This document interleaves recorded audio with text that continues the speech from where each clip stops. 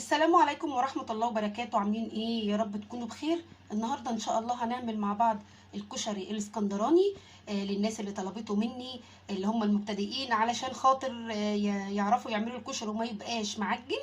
انا هنا معايا كوبايتين من الرز، ومعايا كوباية من العدس، معايا هنا نص معلقة ملح، ربع معلقة كمون، ربع معلقة فلفل اسمر، وبس. ما بنحطش بقى بصل، ما بنحطش اي حاجة تانية.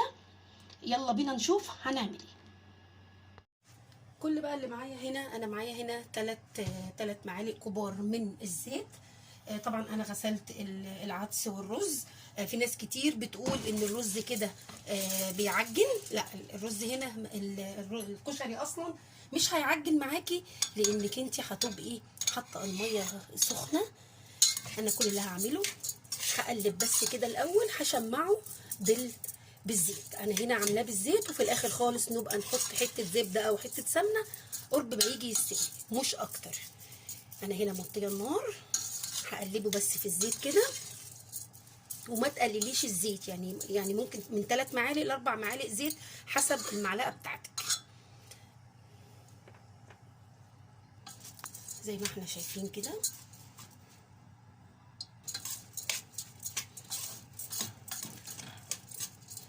كده هنزل بالميه السخنه اللي هنا. انا مش هحدد لك الميه، لان طبعا في رز بيشرب الميه. هنا معايا ميه مغليه يا دوبك، بس هغطي بيهم الرز زي ما انت شايفه كده، وهنقلب ونشوف علشان خاطر الرز ما يبقاش ني، اسفه، علشان خاطر ما يبقاش معجن. بصي انا عايزاه كده بس زي ما انت شايفه. هنا بقى هنزل بالبهارات بتاعتي زي ما انت شايفه، ما بزودش اي حاجه، وما بحطش بصل احمره واحطه. لا، انا محمره بصل بس هحطه فوق الوش كمزينه بيه الطبق بتاعنا النهارده. زي ما انت شايفه كده، ملح وكمون وفلفل اسمر وبس. كده انا هسيبه يغلي، وهرجع تاني واقول لكم احنا هنعمل ايه. زي ما احنا كده شايفين اهي الميه اتشربت. حطيت بقى حته سمنه صغيره، عايزه تحطي حته زبده حطي، دي حاجه هترجع لك وحسب ما انت حابه. شوفوا هنا كده، انا بقى مش هقلبه تاني علشان خاطر ما يعجنش معاكي. زي ما بتقولوا الكشري الاسكندراني بيبقى مكلكع وبيبقى مش مستوي. لا، النهارده ان شاء الله هتاكلوا كشري اسكندراني هيعجبكم جدا. كده انا هسيبه يستوي. نشوف كده هنا الرز. شوفوا هنا بقى الكشري،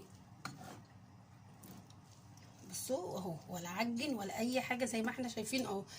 اسفه طبعا عشان خاطر البخار بتاع الكشري. طبعا بتاسف عشان خاطر البخار بس.